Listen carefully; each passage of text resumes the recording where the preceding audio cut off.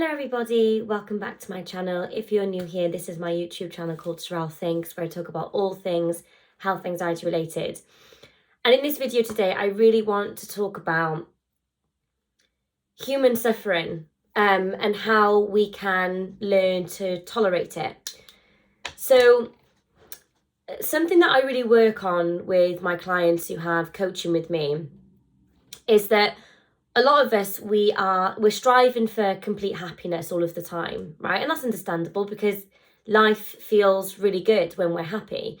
And so we all want it. We want to feel happy all of the time. Unfortunately, life doesn't work that way. And no matter who you are, where you live, what your circumstances are, we're going to go through some hard times. Undoubtedly, every single one of us, we're going to go through some very hard times in this life.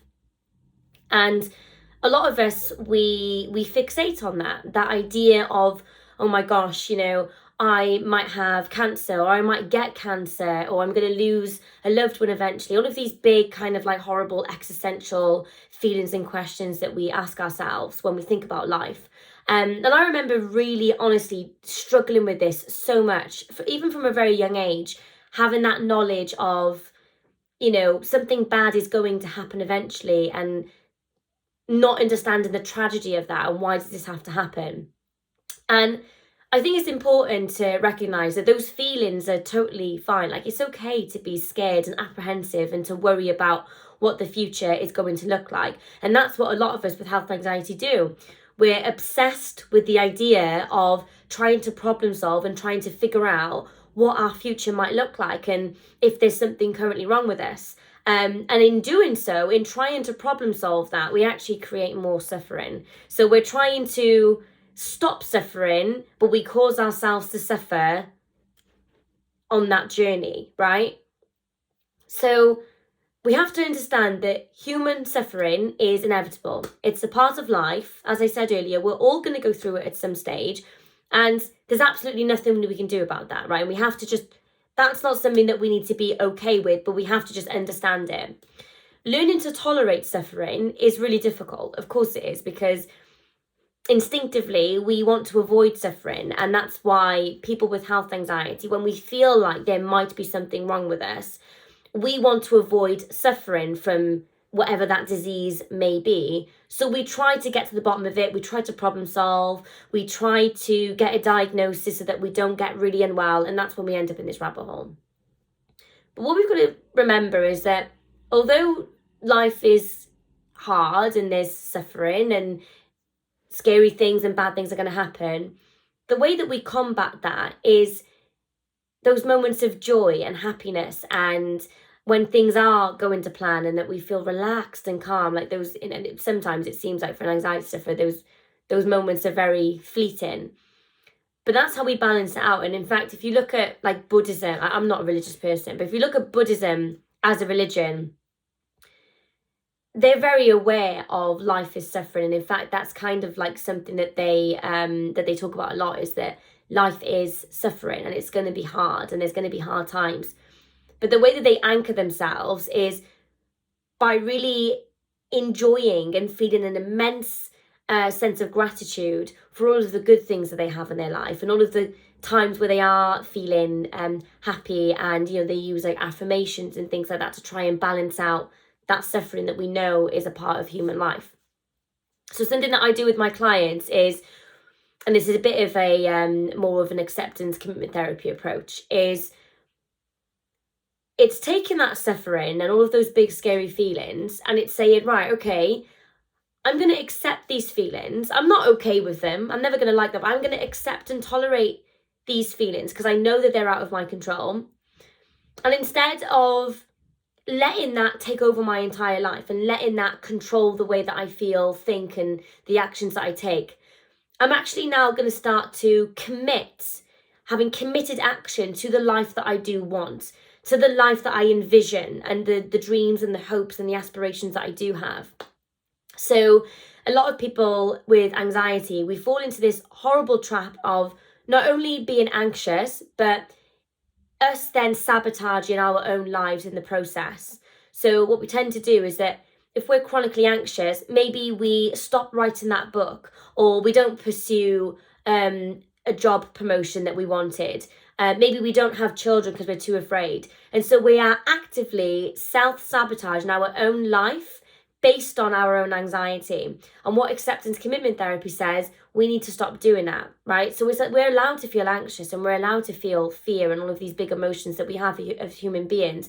But what we want to do is still take that committed action to the life that we want. It's saying, yes, I am scared, and there's things that, things that I find really hard to deal with life, but actually I'm going to redirect my energy, and I'm going to start to think about the kind of life that I want to lead, what it is that I want to do, what passions that I have, what goals that I have, and how I want to be remembered, right? How I want to be remembered. And it's, for me, and it's just like triggering to say, but it's formulating a life where when I am older and I am, at the end of my life, I can look back with pride and think, you know what?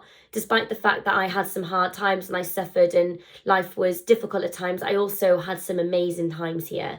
And I'm really grateful that I was able to do X, Y, and Z, because that's brought me a lot of joy.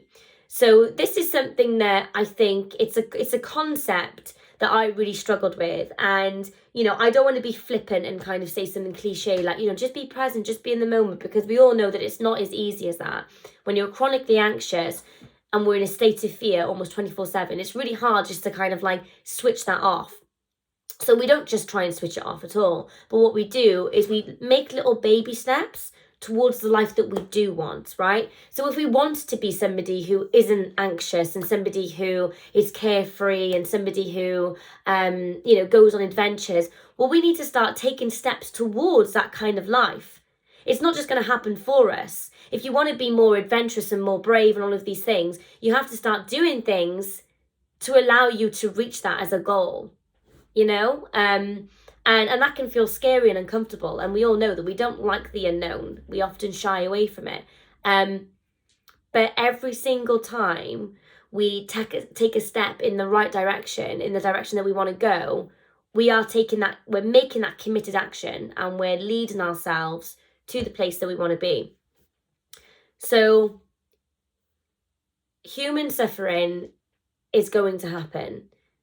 And I still don't like that feeling. I don't like the feeling and the knowledge of knowing that I'm going to have some hard times going forward, and it's not all going to be rosy, and there's going to be some struggles. But I try to, instead of allowing that to consume me and control me, it's saying, okay, I'm aware of that. It makes me feel uncomfortable, but here's what I want to do, and here's how I'm going to combat that. And that, for me, that mentality shift has made all of the difference in my recovery, because I used to allow it to consume me, totally consume me, to the point where, it was just the darkest depression of my life. But now it's more about feeling it, accepting it, letting it come and go, and pushing myself down the path that I know I want to go down. And I often need a bit of a nudge, but just pushing myself down that path. But acceptance commitment therapy, this is why I do ACT with my clients, because I feel like other therapies, whether that be standard talking therapy, cognitive behavioral therapy, what they're lacking is surrendering to that idea of human suffering. And I think that's a really important aspect, because CBT, as an example,